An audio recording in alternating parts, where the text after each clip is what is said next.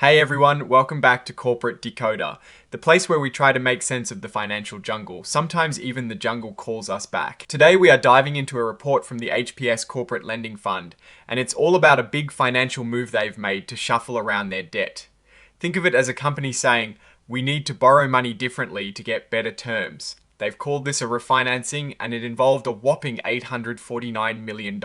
This event happened on the 22nd of October 2025, and it is essentially them paying off some old loans with new ones. This is a common practice for companies, especially when interest rates change or when they want to improve their financial structure. The core idea here is to keep the business running smoothly and potentially save money in the long run. Now, the H.P.S Corporate Lending Fund itself is based in Delaware, which is a pretty common place for financial companies to be incorporated. They have a commission file number here, 814-01431, which is just an identifier for regulatory purposes. And their IRS employer identification number is 87 to 6,391,045. Again, standard stuff for identifying the company to the taxman. Their main office is in New York City, which isn't surprising for a financial outfit. And their contact number is standard. They haven't changed their name or address recently, so there is no former name or address to report. Interestingly, it looks like no specific securities are registered under a particular section of the Act. This tells us they aren't trading specific stocks or bonds on major exchanges in the way some larger companies do. The main headline here is about them entering into a significant agreement, specifically a material definitive agreement. This is where the real action is. So, the big news is this $849 million term debt securitization refinancing. Basically, they've refinanced a big chunk of their debt. They call it a collateralized loan obligation refinancing. Think of this like bundling a lot of loans together as a package and then selling parts of that package to investors. When they refinance it, they are essentially redoing that package with new terms. This new deal, called the 2023-1 refinancing, is taking care of the debt from an older deal back in October 2023 that was worth $429 million. So, they've essentially updated that previous borrowing. Now let's talk about who's issuing this new debt. It's a separate entity called HLO 2023-1 LLC, which is basically controlled by the H.P.S Corporate Lending Fund. This new debt is split into different classes. There are secured notes, which are the more senior and safer ones, and then there are subordinated notes, which are riskier, but potentially offer higher returns. You have the class of -1R notes, which have a sizable principal amount of $493 million. These are rated AAA's F by S&P, which is the highest possible rating, meaning they are considered extremely safe. They carry a floating interest rate tied to SOFR, which is a benchmark interest rate, plus 1.44%. Then there are the class of -2R notes for $34 million. These also have that AAA rating and are tied to SOFR plus 1.65%, slightly higher interest than the A-1. Next up are the Class BR notes, totaling $51 million. These are rated AASF, still very high, but a notch below OOO, and they have a rate of SOFR plus 1.80%. All these classes, a -1R, a -2R, and BR, are grouped together as the secured notes. And finally, the subordinated notes, there is a total principal amount of $271.1 million. These are not rated, meaning they're considered riskier, and the interest rate terms aren't listed here, which is typical for subordinated debt where the terms can be more complex. This $271.1 million is made up of new debt issued now, $165 million, and some of the old subordinated debt, $106.1 million, which they've kept. This shows they are not wiping the slate clean entirely, but rather restructuring. So, to make all this happen, the 2023-1 issuer signed a note purchase agreement.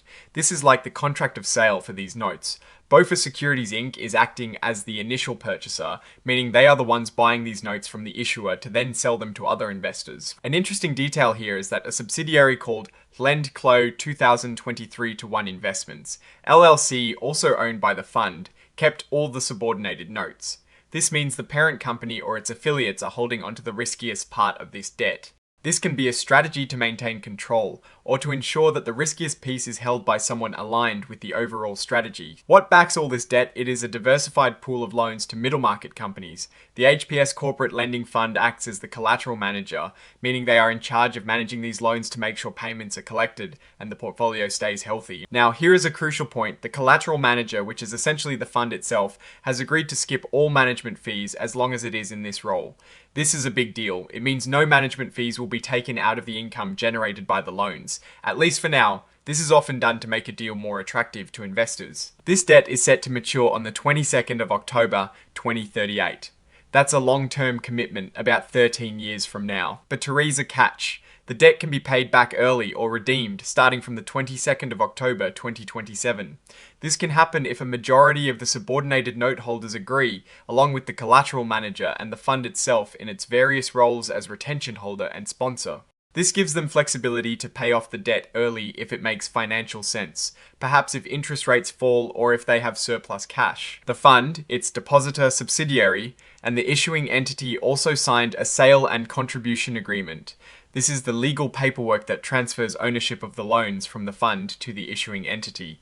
Basically, the loans that back this debt are now formally owned by the 2023-1 issuer. The secured notes are backed by the assets of the issuer, and the indenture, which is the master legal document for this debt, includes standard protections for investors and rules about what happens if things go wrong. Important point here for investors, this debt has not been registered with the SEC. This means it can only be sold to certain types of investors, usually institutional investors who understand and can afford the risks, and not to the general public. This section simply points back to the previous item, confirming that this refinancing indeed creates a direct financial obligation for the registrant. And finally, they list the actual documents that make up this deal. These are the exhibits. This is the note purchase agreement with BofA Securities. This is the amended and restated indenture, the main legal contract for the debt, with Us Bank Trust Company as the trustee. This is a bit more complex. It is the amended and restated collateral management agreement. This is the contract between the issuer and the H.P.S corporate lending fund,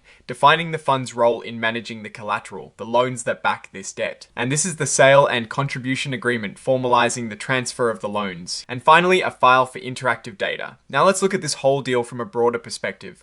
The H.P.S corporate lending fund is essentially managing a pool of loans to businesses and using that pool to borrow money itself, essentially leveraging its assets. The refinancing of $849 million shows a significant operational activity. The key takeaway here is the waiving of collateral management fees. This is a very generous move, or perhaps a strategic one, to make this debt offering more appealing to investors. If the fund can manage the loans effectively and generate returns, this could significantly boost its overall profitability by not having those fees eat into the income. However, holding onto the subordinated notes ourselves, the riskiest piece, suggests a confidence in their ability to manage the underlying loans. It also means they are the first in line to lose money if the loan portfolio performs poorly. This is high risk, high reward territory.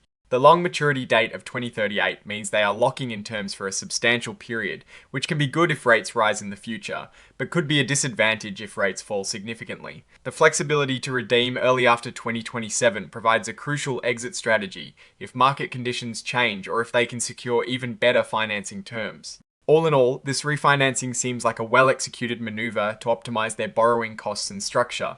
The waiver of fees is the most eye-catching element, and it points to a strategy focused on boosting the overall returns for the fund by controlling costs. We'll be watching to see how their management of that middle market loan portfolio plays out. Alright, that is our breakdown of this 8K filing. What is your take on this massive refinancing deal and the fee waiver? Drop your thoughts in the comments below. If this analysis was valuable, hitting that like button really helps us out, and subscribe for more deep dives into corporate finance, and don't forget to check out our Discord community, linked in the description for even more exclusive content and discussion. Thanks for watching, and see you next time.